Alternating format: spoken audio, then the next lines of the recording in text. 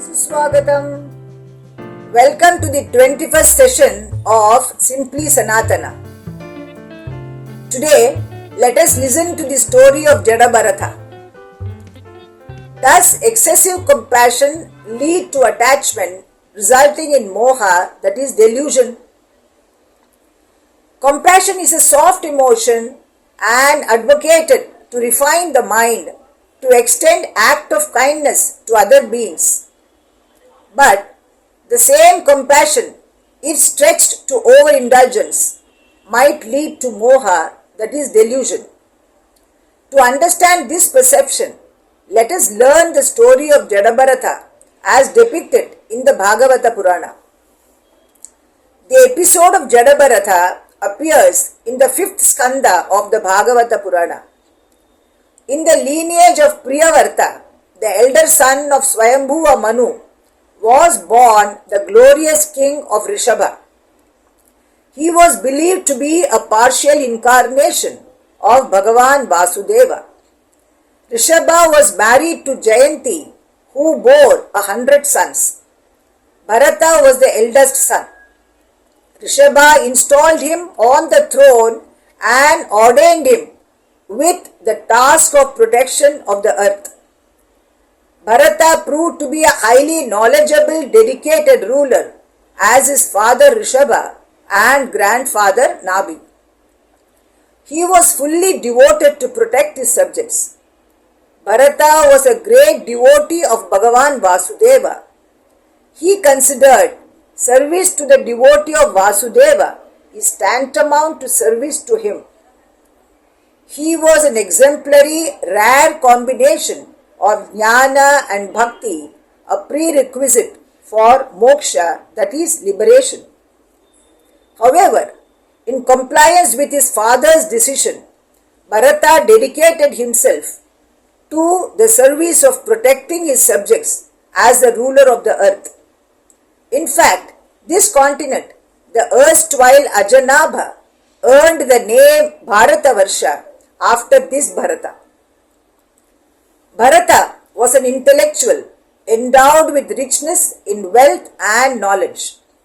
In fact, he seemed to be the treasure house of spiritual learning. Bharata was well renowned for his contemplative and meditative lifestyle of exclusive dedication to the Supreme Being. Being spirited with uprightness, having understood and realized the fearless nature of the self, he was keen to explain his spiritual journey to the well-being of the world.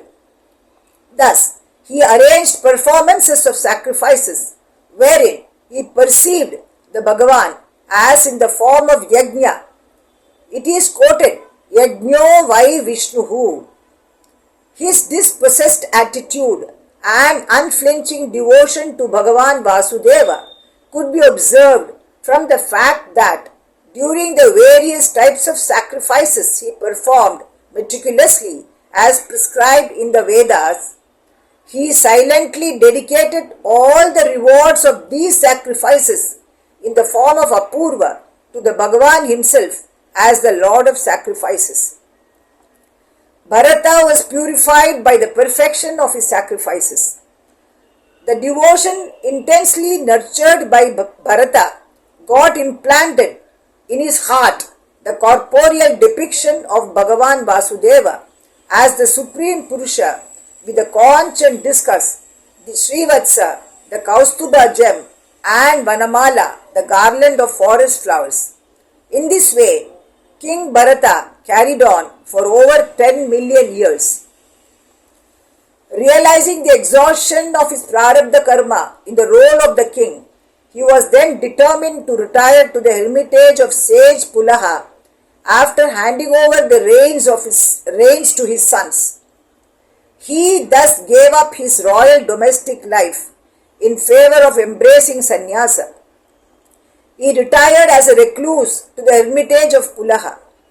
Near Pulaha's hermitage, he continued the traditional worship of his Bhagavan Vasudeva with tulsi leaves, flowers, and gave the offerings of roots and fruits. He was then in absolute peace and tranquility with total contemplation on his Bhagavan, having renounced the cravings of the senses. He covered his body with a deer skin. Bharata developed deep emotional contact with his venerable deity, so much so that his heart turned very soft, as he was becoming totally immersed in his love for his deity. Such deep emotional outburst and ecstatic state manifested in the form of horripilation on his entire body, coupled with tears of joy.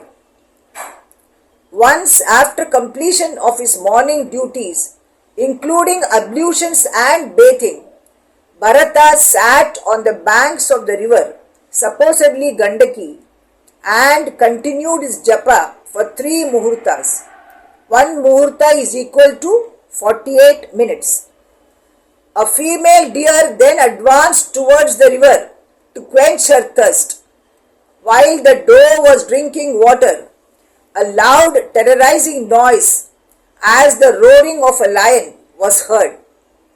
The doe, having been horrified instantly, suspended quenching her thirst and took a leap across the river. She was pregnant, and in such sudden leap, her fetus slipped out of her womb and dropped down into the river. Being deeply shocked at losing her fetus and exhausted by the abortion, the doe ran into the cave and fell down dead. Bharata continued to witness this catastrophe, including that the helpless fawn was being dragged away by the current. This was a very crucial moment in Bharata's life. Having been overpowered by the feeling of compassion, he hastened to lift the fawn, who was in an orphan state, and carried it to his hermitage. The extremely delicate and tender state of his mind, rife with embedded emotions for his Bhagavan, gave way to instant attachment for the fawn, arising out of deep sympathy, care and concern for her. He began breeding the fawn with total involvement. Bharata's initial connect with the fawn, bearing the softer emotions of compassion and care, gradually got transformed into deep love and attachment to the extent of feeling the fawn to be his own. The element of possessiveness started creeping into his mind, and this obsession became the cause of his delusion. He thus got engaged in caressing the fawn, feeding her, protecting from wild animals, etc. His other daily duties as worship of his deity, etc., took the back seat in view of his obsessive service to the fawn. Initially with neglect, these erstwhile primary duties in due course of time got abandoned. Bharata consoled himself on his deluding attachment to the fawn. Obsession of love for the fawn completely overtook his personality. He justified his act of caressing the young one by pacifying itself that he is duty bound to give shelter and extend protection to the orphaned one. He also expressed his conviction of committing a grave sin of betraying a seeker of fearless protection. However, Bharata's involvement in carrying out the dharma of helping the suffering was stretched to such an extent of being encountered with the onslaught of moha through maya. Moha means delusion, infatuation, distraction. Maya here refers to illusion, unreality, deception. Such attitude brought about a regression in his ladder of contemplation and jnana to reach the final bliss. The delusive impact had precipitated extensively, such that his heart was drowned with love for the fawn, even while doing his ordinary acts such as sitting, sleeping, standing, walking, etc. His mind was crowded with the thought on the well-being of the fawn, and this eclipsed his erstwhile uninterrupted meditation on his Bhagavan. He used to apprehend danger for the fawn from other animals, especially wolves and dogs. Hence, he carried the fawn on his shoulders whenever he went to the forest to fetch kusha grass, that is, the holy grass, sacrificial sticks, flowers, roots, fruits, etc. He felt pleasure in fondling the fawn.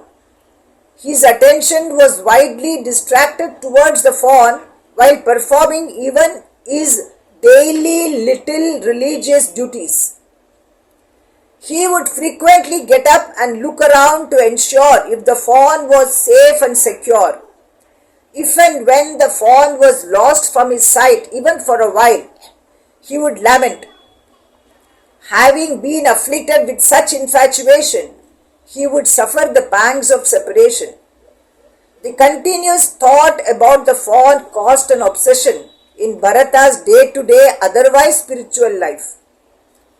Due to the impact of Prarabdha, Bharata, the self-controlled contemplative sage, the yogi, deviated from his daily worship of his deity.